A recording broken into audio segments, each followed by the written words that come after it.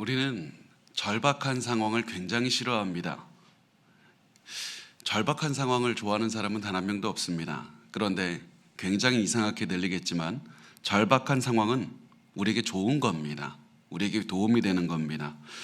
절박한 상황은 특히 우리 영혼에 굉장히 좋은 겁니다. 왜냐하면 우리는 절박할 때 그때 비로소 하나님께 마음을 열게 되기 때문입니다. 절박할 때 비로소 우리는 진정으로 순종하게 되기 때문입니다. 절박할 때 평소에는 들리지 않던 말들이 드디어 비로소 들리게 되고 그 의미를 깨닫게 됩니다. 평소에는 용기가 없어서 하지 못하는 일들도 우리가 절박할 때가 되면 비로소 그때 위험을 감수할 수 있고 모든 어려움을 이겨낼 수 있는 그런 용기가 생기는 겁니다. 평소에는 미루던 일들이 있다 할지라도 우리가 절박하게 될 때 비로소 열정을 다해서 내가 원하는 것을 찾아다니면서 나의 인생을 걸 수 있는 그런 절박할 때 우리의 삶이 변하게 됩니다. 왜냐하면 우리가 찾는 그것이 바로 모든 인생이 바로 거기에 걸려 있기 때문입니다. 마치 그렇지 않습니까? 불치의 병이 걸렸을 때 다른 나라에 한 번도 가보지 못하고 한 번도 들어보지 못하는 그 나라가 있는데 그 나라에 그 불치병을 고칠 수 있는 약이 있다, 시술 방법이 있다 하면 우리는 그 나라를 한 번도 가보지 않았다 할지라도 불치병을 고치기 위해서 가지 않겠습니까? 마치 그것처럼 절박하게 될 때 우리는 비로소 지금까지는 단 한 번도 하지 않았던 것들을 우리의 전부를 걸고 그때부터 새로운 마음으로 살아가게 된다는 사실입니다. 우리는 절박하게 될 때 비로소 하나님께 진정으로 매달리게 되고, 절박하게 될 때 하나님께 진정으로 순종하게 되고, 절박하게 될 때 하나님 말씀 중심으로 살아가게 됩니다. 말씀이 아니면 내 인생이 무너진다는 그 절박함이 생겼을 때 그때 비로소 우리는 하나님의 말씀에 순종하게 됩니다. 절박한 때가 바로 우리 인생이 변하는 때입니다. 그래서 우리 기독교 신학자 굉장히 유명한 C.S. 루이스라는 분은 이렇게 말했습니다. 고통은 귀먹은 세상을 불러 깨우는 하나님의 메가폰입니다. 고통을 통해서 절박함을 느끼는 그때가 바로 하나님의 음성을 듣게 되는 때이고, 비로소 그때 우리가 귀를 기울이고 비로소 그때 우리가 하나님의 말씀대로 살아가는 때입니다. 하나님은 평소에는 속삭이시지만 절박할 때 소리치십니다. 그래서 여러분, 지금 여러분의 상황을 보셨으면 좋겠습니다. 우리가 지금 절박한 상황에 있습니까? 분명히 절박한 상황에 오는 것은 우리가 그 어려운 마음을 갖게 될 것이고, 때로는 잠도 제대로 오질 않을 겁니다. 너무 힘들 겁니다. 그렇지만 이 절박한 시간을 통해서 하나님께서 지금 여러분의 마음으로 움직여가고 계시고, 여러분의 마음을 변화시킴으로 말미암아 여러분의 상황도 만들고 계시다, 이 사실을 기억하시길 바랍니다. 절박함은 우리에게 저주가 아니라 그래서 복이 되는 겁니다. 절박함은 하나님께서 우리를 하나님을 절박하게 붙잡는 시간으로 변화시키는 그런 시간인 겁니다. 절박할 때가 더욱 간절하게 하나님을 붙잡을 때입니다. 한 이야기가 생각이 나는데요. 그 유대인들 이야기 중에 이런 게 있다고 합니다. 한 사람이 가다가 굉장히 부자가 있는데 그 사람에게 찾아와서 어떻게 하면 당신처럼 부자가 될 수 있습니까? 그렇게 했더니 그 사람이 이 젊은 사람을 데리고 절벽으로 갔다고 합니다. 그래서 절벽 밑에 보니까 나무가 하나 길게 나 있는데 그거 내려가서 붙잡아라. 적어요. 붙잡으라고. 그래서 내려가서 그 나무를 붙잡았습니다. 한참을 기다리는데 계속해서 붙잡아 있는 그 손을 계속해서 그냥 그 바람만 보고 있습니다. 이제 올라갈까요? 아니, 계속 붙잡으십시오. 내가 떨어질 것만 같습니다. 계속 붙잡으세요. 그렇게 해서 계속해서 붙잡고 있을 때 내가 죽을 것 같다고 이렇게 얘기를 할 때 그 부자는 말을 했다고 합니다. 돈을 버는 건 이런 겁니다.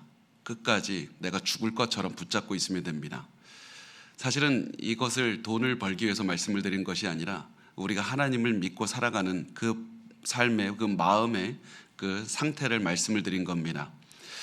우리가 하나님을 믿을 때 그냥 예수 안 믿어도 다른 방법이 있지, 그런 마음으로 믿는 것이 아니라 내가 이거 놓으면 죽을 것 같다고 그런 마음으로 붙잡고 있을 때 그때 비로소 하나님께서는 그 절박한 상황, 우리의 절박한 마음을 사용하셔서 우리를 변화시키십니다. 오늘 우리가 나누는 본문, 오늘 본문을 보면 두 명의 절박한 사람이 등장을 합니다. 회당장 야이로라는 사람과 혈루증 걸린 여인, 이 두 사람입니다. 이 두 사람은 겉으로 보기에는 공통점이 없어 보입니다. 그렇지만 이 두 사람이 절박하게 되고, 이들이 절박하게 되었을 때 어떻게 행동하고, 예수님은 이들의 절박함을 어떻게 사용하셔서 이들을 어떻게 이끄셨는지 우리가 그것을 한번 보기를 원합니다. 우리 마가복음 5장 21절과 22절 말씀 우리 같이 한번 읽어보겠습니다. 시작. 예수께서 배를 타시고 다시 맞은편으로 건너가시니 큰 무리가 그에게로 모이거늘 이에 바닷가에 계시더니 회당장 중에 하나인 야이로라 하는 이가 와서 예수를 보고 발 아래 엎드리어. 예수님께서 지난번에 대가볼리에서부터 이제 이방인들이 많이 있는 그곳에서 바다를 건너서 오셨을 때 보니까 또 많은 사람들이 기다리고 있었습니다. 수천 명 사람들이 기다리면서 예수님께 질병 고쳐주십시오, 귀신 쫓아주십시오 이러면서 예수님이 또 말씀을 하실 때 그 예수님의 말씀을 듣기 위해서 엄청나게 몰려들었고, 예수님께서는 이들을 또한 불쌍히 여기시고 사랑하시기 위해서 또 바쁘게 사역을 시작을 하셨습니다. 이때 한 사람이 등장을 하는데 야이로라고 부르는 그 회당장이었습니다. 우리가 지난번에 회당에 대해서 나눈 것을 기억하시는 줄 믿습니다. 아무도 기억 못 하시나요? 자, 회당은 제사를 지내던 성전이 없어졌을 때 유대인들이 이제 제사를 지내는 곳이 없으니까 회당, 말씀을 나누는 회당 중심으로 됐다. 그래서 회당에서 계약도 체결하고 결혼도 하고 또 예배도 드리는, 그래서 회당은 유대 사회의 중심인 겁니다. 이 회당에서 모든 사회적인 교류가 이루어졌고 종교적인 모든 의식이 다 이루어졌기 때문에 회당은 유대인 사회 중심이었고, 회당에서 일어나는 모든 일을 담당하는 회당장은 그만큼 엄청나게 유대인 사회에서 중요한 사람이었던 겁니다. 돈도 많이 있었고, 그리고 사람들의 존경도 받았고, 그만큼 권력도 있는 사람이었습니다. 회당장 야이로는 그래서 아마 바리새인이었을 것이라고 추정을 합니다. 바리새인들은 우리가 잘 알다시피 예수님에 대한 반감이 엄청나게 심했습니다. 그래서 회당장 야이로도 평소에 예수님에 대한 반감이 있었을지도 모릅니다. 그런데 이 회당장 야이로가 예수님께 찾아온 겁니다. 몰래 찾아온 것도 아니고 수많은 군중이 있는 사람들 앞에서 그것을 비집고 들어가서 예수님 앞에 나가서 사람들이 다 보고 있는데 그 앞에, 예수님 앞에 발 아래 엎드렸다. 이 발 아래 엎드렸다는 것은 예수님의 권위에 복종하는 자세로 되었다는 겁니다.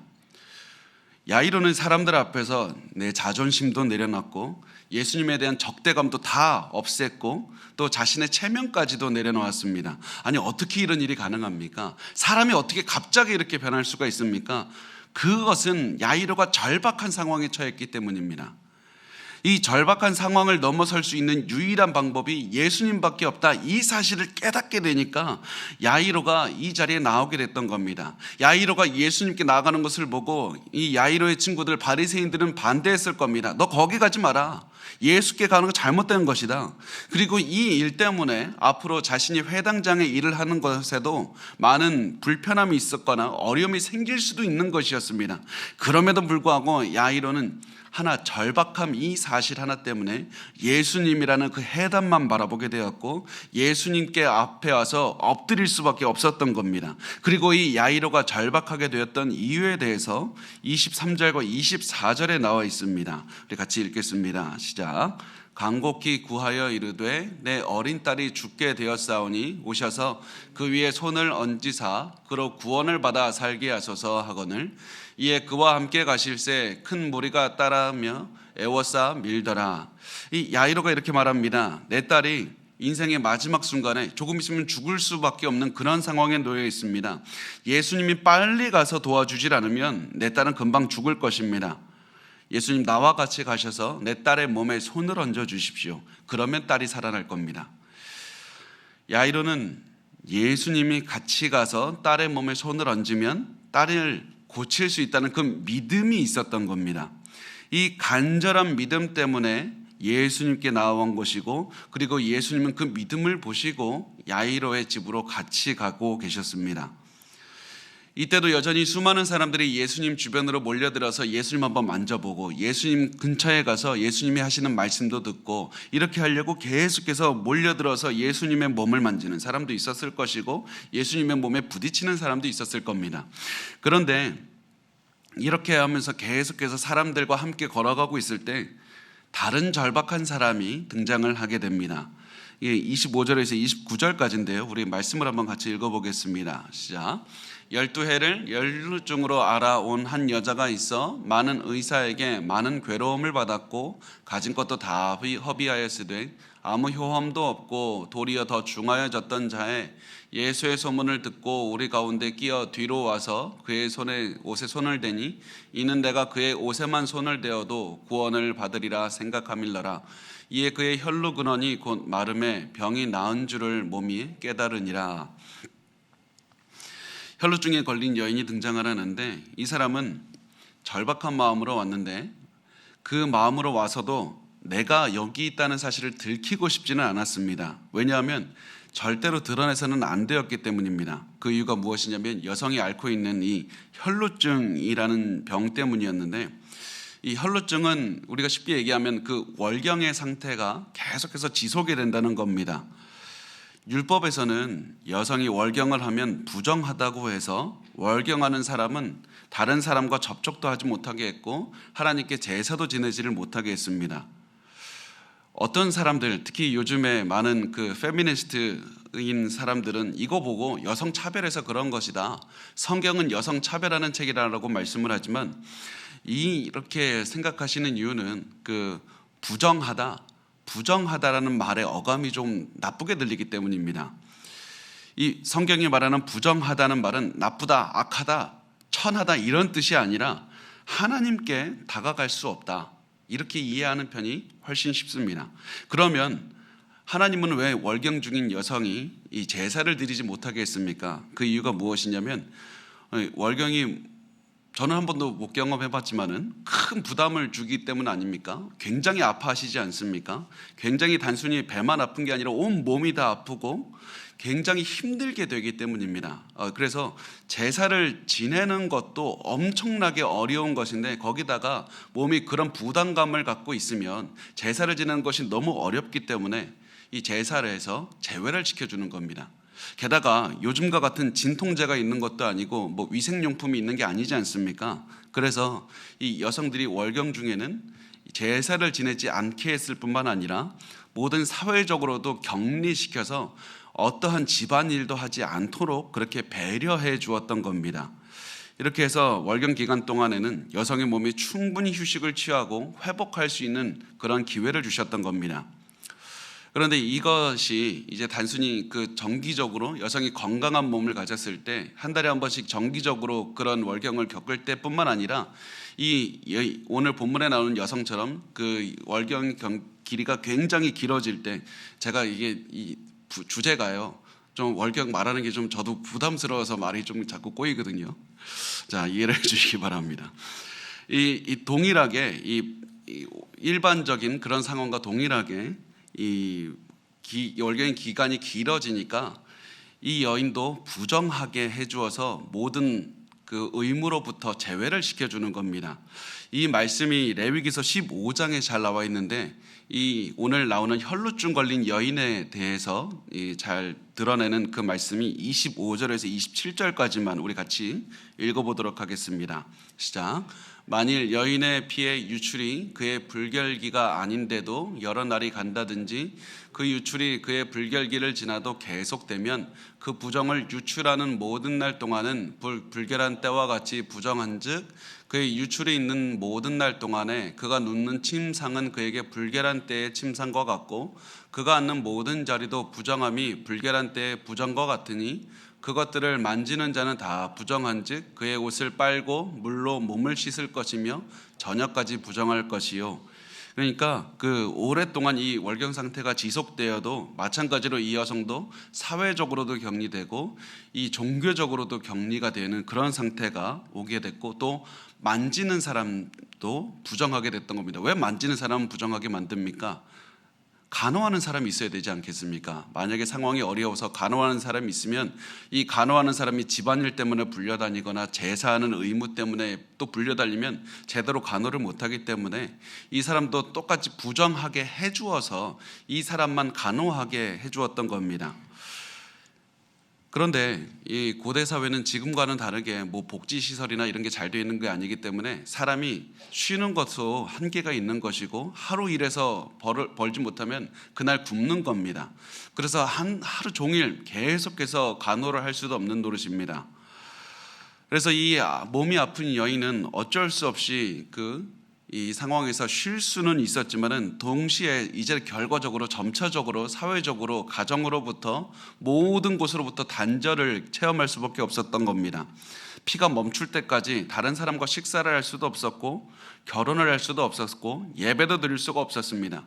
가족이 자기하고 같이 식사를 같이 했다가는 이 사람은 그날 부정하게 되기 때문에 예배도 드리지 못하고 일도 못하는 겁니다. 그럼 그날 굶는 겁니다.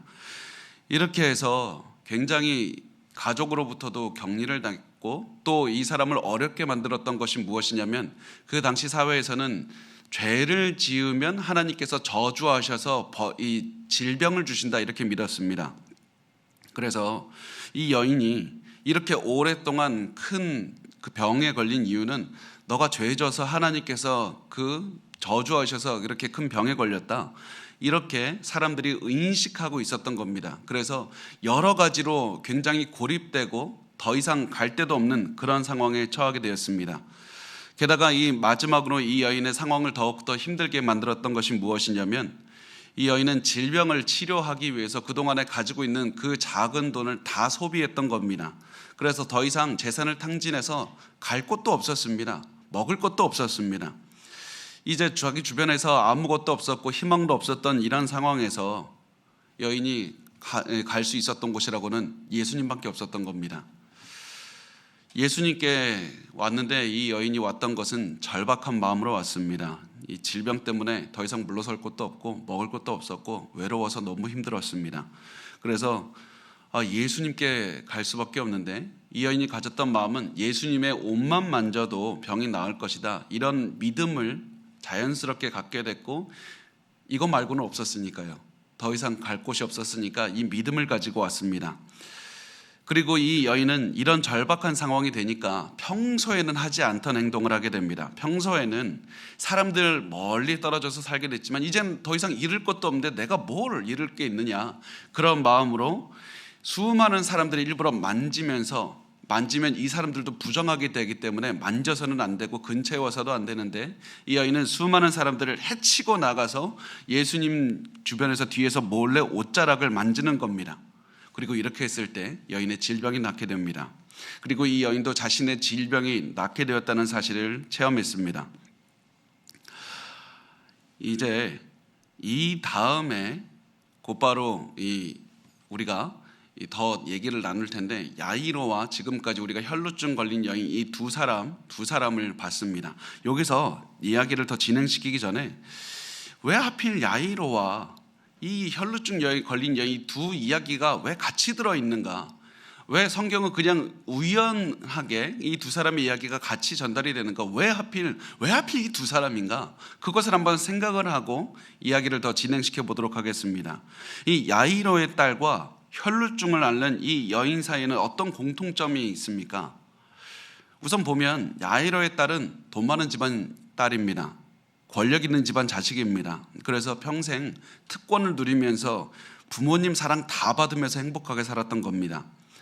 그리고 뒤에 가면 이 딸이 12살이 된다는 사실을 알 수가 있는데 12살이 될 때까지 행복하게 살다가 갑자기 죽을 것 같은 그런 상황에 처하게 됐고 이 딸을 위해서 이 딸을 사랑하는 아버지가 나서서 직접 당당하게 예수님 앞에 찾아왔고 예수님을 자기 집으로 모셔가고 있었던 겁니다. 그런데 반면에 혈루증 걸린 여인은 어떻습니까? 아무도 관심을 두질 않고 가족조차 없는 사람입니다. 12년 동안 자기가 없어도 아무도 자기를 찾지 않는 사람입니다. 이 여인은 갈 곳도 없었고 도와달라고 할 사람도 없었습니다. 이 아이가 12살이 될 때까지 12년 동안 사랑을 받았던 것과는 전혀 다르게 이 여인은 12년 동안 버림을 받았던 겁니다. 그래서 이 야이로의 딸은 아빠가 나서서 당당하게 예수님께 찾아왔지만 이 여인은 자기를 위해서 대변해 줄 사람이 없으니까 몰래 숨어 들어와서 뒤에서 예수님의 옷만 만졌던 겁니다.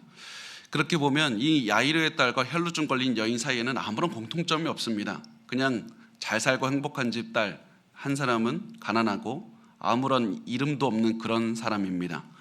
그럼에도 불구하고 이 두 사람의 이야기가 같이 등장하는 것에는 세 가지 공통점이 있기 때문입니다. 첫 번째가 무엇이냐면 야이로와 혈루증 걸린 여인 모두 절박했습니다.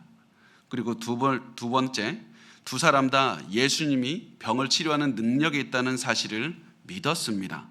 그리고 세 번째, 두 사람 다 예수님께 나왔습니다. 이 간단한 세 가지입니다. 이 세 가지가 절박한 사람들이 보이는 행동이었고, 그리고 이 절박함이 이 두 사람의 행동을 묶어주는 하나의 주제가 되고, 그리고 이것이 바로 우리 절박한 삶을 살아가는 우리의 모습이어야 되는 겁니다. 절박할 때 우리가 해야 되는 것은 무엇이냐면 예수님을 믿고 예수님께 나오는 그런 행동으로 계속해서 이어져야 된다는 사실입니다. 그렇다면 이 야이로와 혈루증 걸린 여인과 같이 우리도 이런 예수님께서 주시는 그런 인생의 변화를 체험할 수가 있다는 사실입니다. 여기서 많은 분들이 오해하십니다. 내가 예수님께 나아가기 위해서 완벽한 믿음이 있어야 되지 않습니까? 내가 예수님께 대해서 완벽한 게 좀 알아야 되는데 나 예수님에 대해서 알지도 못합니다. 그러한 상태에서 예수님께 나와봤자 무슨 소용이 있습니까?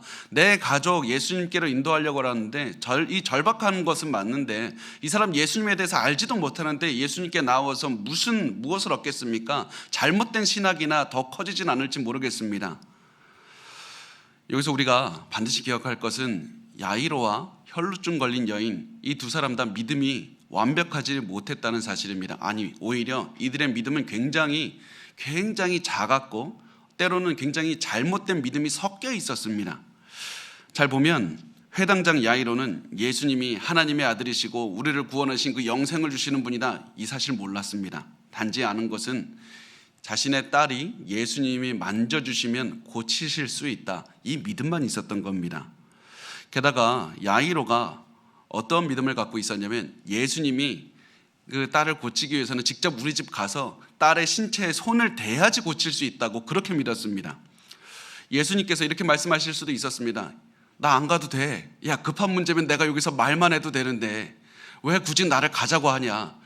급하면 지금 내가 말할까, 이렇게 말할 수도 있었는데 예수님 그렇게 하지 않고 일부러 아무 말 없이 따라가 주셨습니다. 왜냐하면 이것이 야이로의 믿음이었기 때문입니다. 예수님은 그 사람의 있는 믿음에서 시작을 해서 온전한 믿음으로 이끌어 주십니다.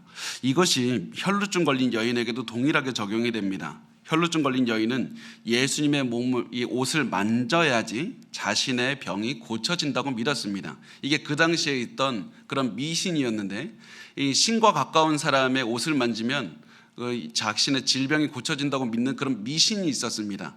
그 사람은, 이 혈루증 걸린 여인은 미신 믿고 있었던 겁니다. 그렇지만 미신이 있었지만 그럼에도 불구하고 예수님께 가면 고침을 받을 수 있다는 그 믿음이 있었기 때문에 이 여인이 그 믿음을 가지고 예수님의 옷자락을 만졌을 때 질병을 치료해 주셨을 뿐만 아니라 이 여인을 나무라지를 않으셨던 겁니다. 도대체 왜 이렇게 하셨습니까? 그것이 무엇이냐면 절박할 때는 분명히 믿음이 너무나도 중요하지만 믿음이 부족하다 할지라도 그 작은 믿음이라도 가지고 예수님께 나오는 것이 훨씬 중요하다는 그 사실 때문에 그렇습니다. 우리가 예수님을 잘 모르고 때로는 오해할 수 있다 할지라도 그 작은 믿음, 때로는 무엇인가 조금 잘못된 믿음이 좀 섞여 있다 할지라도 그것을 가지고 예수님께 나왔을 때 예수님은 그 믿음들을 계속해서 고쳐주시고 바꿔주시면서 그 믿음을 가지고 영생에 있는 그 영생에 대한 믿음까지로 이끌어 주신다는 사실입니다. 그렇게 해서 예수님께서는 오늘 이 야이로와 혈루증 걸린 여인에게 단순히 예수님은 질병을 고치시는 분이 아니라 우리에게 영생의 구원을 주시는 분이다, 이 믿음으로 계속해서 이끌어가고 계셨습니다. 그래서 여러분도 절박한 상황에 처했을 때 여러분 주위 사람들이 작은 믿음이라도, 절박한 상황에 처했을 때 작은 믿음이라도 있다면 예수님께 이끌어 주셨으면 좋겠습니다. 작은 믿음이라도 심어 주시면서 이끌어 주셨으면 좋겠습니다. 그러면 예수님께서 야이로와 혈루증 걸린 여인을 이끌어 주셨던 것처럼 우리도 이끌어 주실 겁니다. 절박할 때는 작은 믿음이라도 가지고 예수님께 나와서 마치 가지를 붙잡는 마음으로, 절벽에 있는 가지를 붙잡는 마음으로 끝까지 예수님을 붙잡을 때가 절박한 때입니다. 우리 그 다음에 예수님께서 이제 어떻게 하시는지 30절부터 34절까지 우리 같이 읽도록 하겠습니다. 시작. 예수께서 그 능력이 자기에게서 나간 줄을 곧 스스로 아시고 무리 가운데서 돌이켜 말씀하시되 누가 내 옷에 손을 대었느냐 하시니 제자들이 여짜오되 무리가 애워싸 미는 것을 보시며 누가 내게 손을 대었느냐 물으시나이까 하되 예수께서 이 일 행한 여자를 보려고 둘러보시니 여자가 자기에게 이루어진 일을 알고 두려워하여 떨며 와서 그 앞에 엎드려 모든 사실을 여쭈니 예수께서 이르시되 딸아 내 믿음이 너를 구원하였으니 평안히 가라 내 병에서 놓여 건강할지어다. 예수님께서는 이 여인이 예수님의 옷을 만져서 예수님의 능력을 받고 치유받은 것을 아셨습니다. 그래서 예수님께서는 갑자기 가던 길을 멈추고 주위를 둘러보면서 누가 내 옷을 만졌느냐 이렇게 물어보셨습니다. 예수님 가는 길 바쁘니까 빨리 가야 되겠다. 지금 야이로 빨리 딸을 구해줘야 되겠다. 그렇게 길을 갈 수 있었지만 일부러 길을 멈추고 돌아보셨습니다. 왜냐하면 예수님은 단순히 여인의 몸을 치료하는 데서 그치는 것이 아니라 영혼의 구원, 영혼까지 치료하기를 원하셨기 때문이었습니다. 그런데 예수님의 뜻을 모르는 이 제자들은 예수님을 원망하듯이 예수님께 짜증내듯이 말합니다. 지금 이렇게나 많은 사람들이 예수님 주변에 있고 예수님을 만지고 있는데 그 누가 예수님 옷을 만져서 이렇게 했냐고 물으시면 어떻게 합니까? 예수님 그거 불가능합니다. 그 사람 찾을 수 없다고 얘기를 하지만 그럼에도 불구하고 예수님은 계속해서 자신의 옷을 만진 사람을 찾으셨습니다. 그리고 예수님의 이 질문을 들었을 때 이 여인은 혈루증 걸렸다가 고침을 받은 여인은 예수님께서 내 행동 아시는구나 그 마음을 가지고 내가 만졌습니다 이렇게 고백을 합니다. 그러나 그냥 내가 만졌다고만 말하는 것이 아니라 자신의 모든 이야기를 했을 겁니다.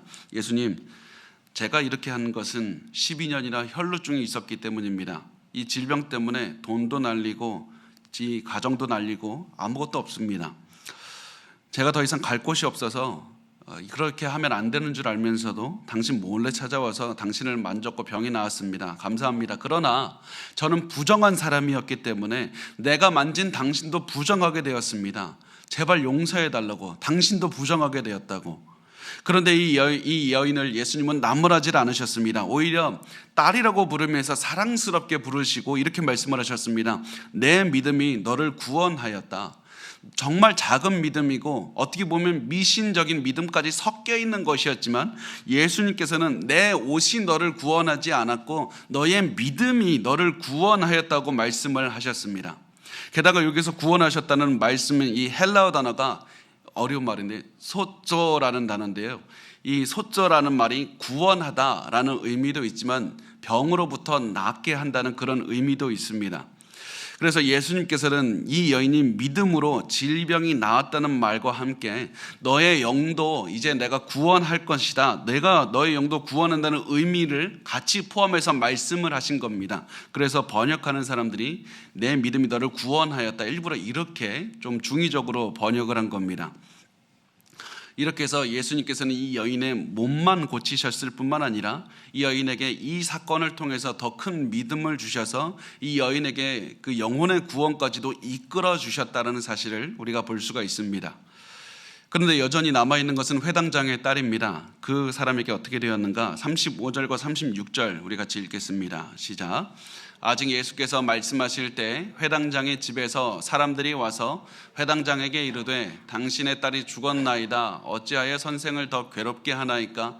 예수께서 그 하는 말을 곁에서 들으시고 회당장에게 이르시되 두려워하지 말고 믿기만 하라 하시고, 이 사람을 고치는 일이 계속해서 벌어지고 있을 때 회당장 야이로는 바로 옆에서 보면서 답답했습니다. 빨리 가야 되는데 이렇게 예수님이 한가하게 저 가난한 여자, 저 아무런 도움을 주지도 않는 저 여자를 위해서 시간을 쏟고 있는가, 그런 마음으로 안절부절했을 겁니다. 아마 짜증도 나고 화도 났을 겁니다.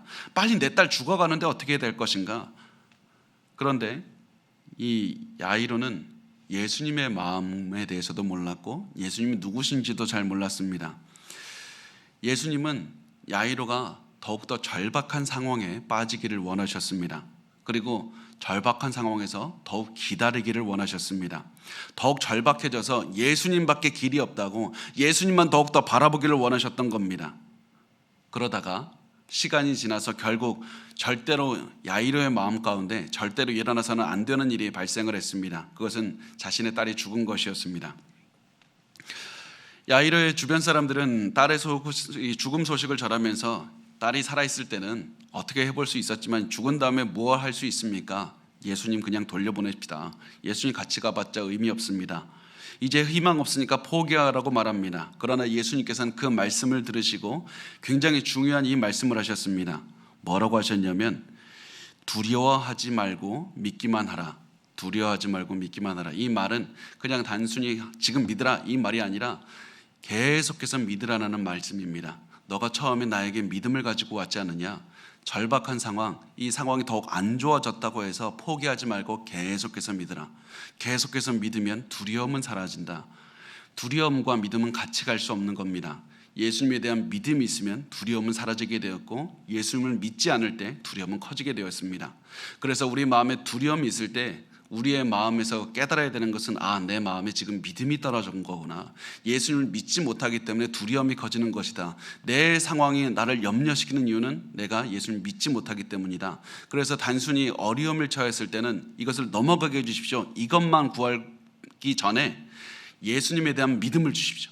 예수님을 완전히 믿기로 합니다. 내가 계속해서 믿기로 합니다. 예수님께서 하신 이 말씀을 우리의 삶에 적용하고 계속 기도해야 됩니다. 두려워하지 말고 계속해서 예수를 믿으라. 예수님에 대한 믿음을 가지면 두려움이 사라진다. 이 마음을 가지면서 예수님께서는 아마 이렇게 말씀하지 않았을까요? 저 여인을 보라. 저 여인처럼 절대로 그 모든 절박한 상황, 모든 희망이 끊어졌을 때도 저 여인처럼 내가 너의 딸도 구원을 해줄 것이다. 이렇게 한 다음에 예수님께서는 이제 야이로의 집으로 가게 됩니다. 37절부터 40절까지의 말씀을 보면 이렇게 말씀을 하고 있습니다. 베드로와 야고보와 야고보의 형제 요한 외에 아무도 따라옴을 허락하지 아니하시고 회당장의 집에 함께 가사 떠드는 것과 사람들이 울며 심히 통곡함을 보시고 들어가서 그들에게 이르시되 너희가 어찌하여 떠들며 웃느냐? 이 아이가 죽은 것이 아니라 잔다 하시니 그들이 비웃더라. 예수께서 그들을 다 내보내신 후에 아이의 부모와 또 자기와 함께한 자들을 데리시고 아이 있는 곳에 들어가사.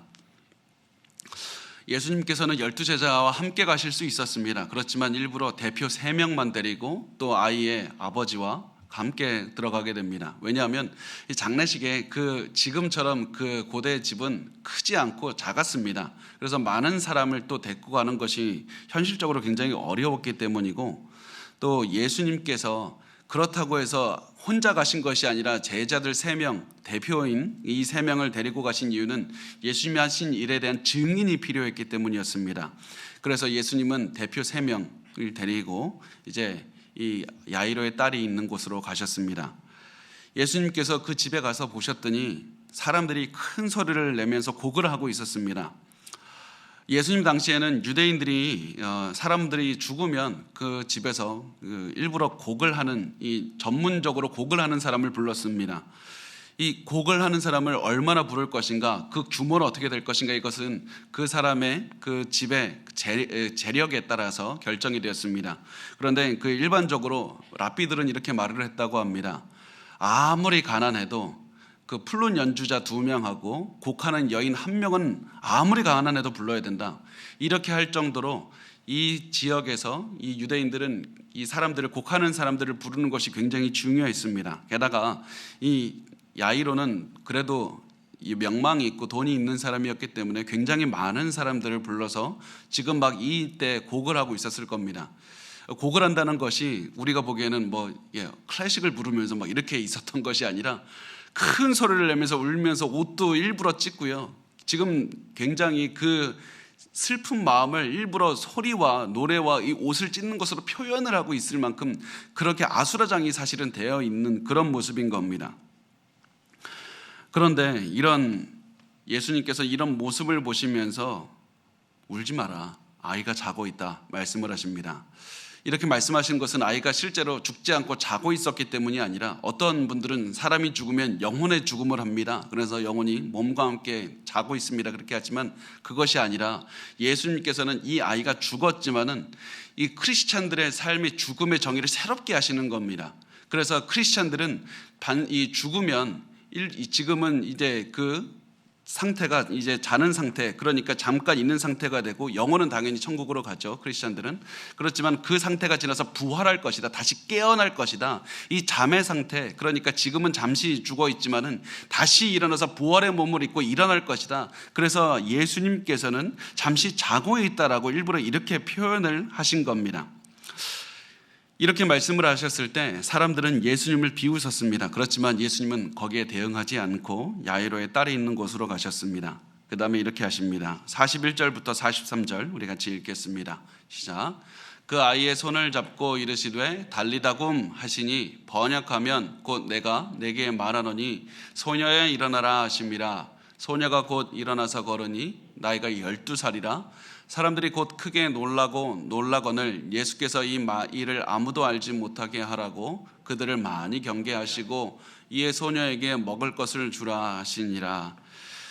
예수님께서는 생명이 없는 소녀의 손을 잡고는 달리다굼 소녀 일어나라 이렇게 말씀을 하셨습니다. 그런데 여러분, 달리다굼이라는 말도 중요하지만 예수님께서 손을 잡았다는 것이 중요합니다. 왜냐하면 아까 예수님께서는 혈루증 걸린 여인이 예수님을 어떻게 고치셨습니까? 예수님의 옷을 잡아서 고쳤습니다. 예수님의 옷을 잡아서 예수님이 부정하게 되었고 하나님께 나아갈 수 없는 상태가 된 겁니다. 혈루증 걸려서 하나님께 나아갈 수 없는 이 여인의 상태가 예수님과 똑같이 된 겁니다. 그래서 이 하나님께 나아갈 수 없는 상태가 되었을 때 예수님이 그 여인을 낫게 하셨고 하나님께 예배드릴 수 있도록 허락해 주신 겁니다. 여기서 일부러 예수님께서는 시체의 손을 잡았는데 율법에서도 시체의 손을 잡으면 부정하게 된다고 했습니다. 예수님 일부러 먼저 부정하게 되신 겁니다. 그 다음에 소녀를 살리셨고 일어나서 걷게 하신 겁니다. 예수님 왜 또다시 부정하게 하셨습니까? 부정하게 된 사람은 하나님께 나아갈 수 없기 때문에 일부러 예수님은 이 세상에 있는 모든 죄와 모든 부정하게 돼서 하나님과의 그 관계를 끊어버리는 그 모든 것들을 다 예수님이 스스로 지기를 원하셨기 때문입니다.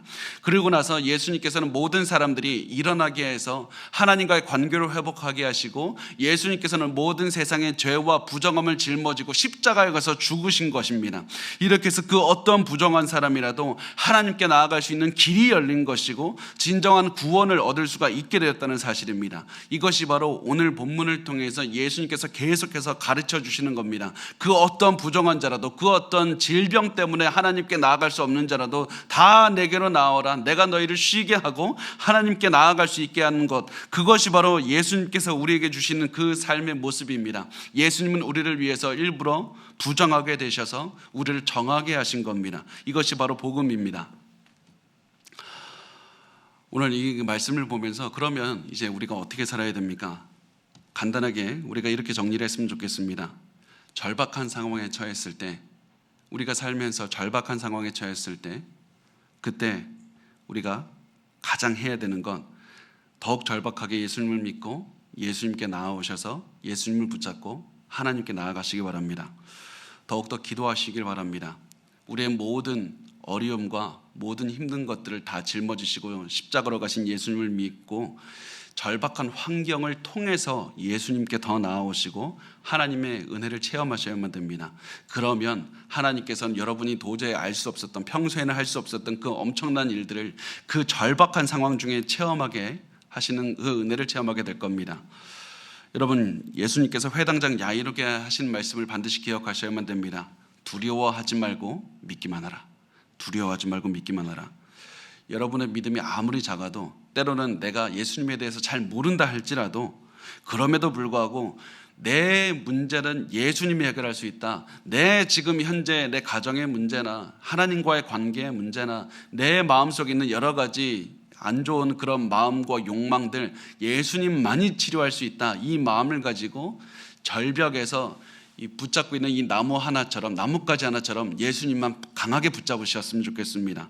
그렇게 하고 예수님만 강하게 믿고 절박하게 붙잡으시기 바랍니다. 그러면 그때 두려움이 사라지는 것을 체험하게 될 것이고, 그러면 그때 여러분의 인생이 변하는 것을 체험하게 될 것이고, 그러면 그때 비로소 평소에는 변하지 않던 그것이 여러분의 모든 상황이 변해서 인생이 변하는 것을 그때 체험하게 될 겁니다. 여러분, 이 두려워하지 말고 계속해서 믿기만 하시기 바랍니다. 절박할 때는 두려워하는 시간이 아니라 계속해서 믿는 때입니다. 우리 그 믿음을 가지고 사셨으면 좋겠습니다.